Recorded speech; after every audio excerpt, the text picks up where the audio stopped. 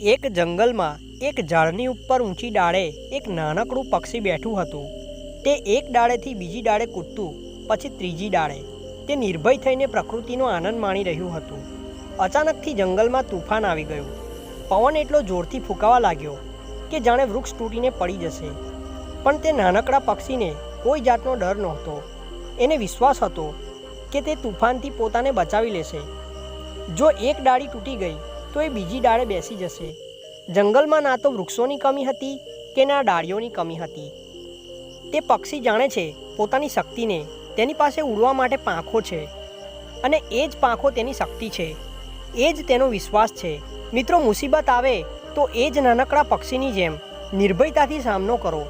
એક વાત ભૂલશો નહીં કે વિપરીત પરિસ્થિતિઓમાં જ આપણું સર્વશ્રેષ્ઠ નીકળીને બહાર આવે છે.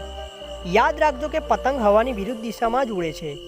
આ વાત ભૂલશો નહીં કે જ્યારે કોઈ રસ્તો નથી હોતો ત્યારે જ ઘણા બધા રસ્તા ઊભા થાય છે. બસ શરત એટલી જ છે કે આપણને પોતાના ઉપર વિશ્વાસ હોવો જોઈએ, આપણી ક્ષમતા પર ભરોસો હોવો જોઈએ.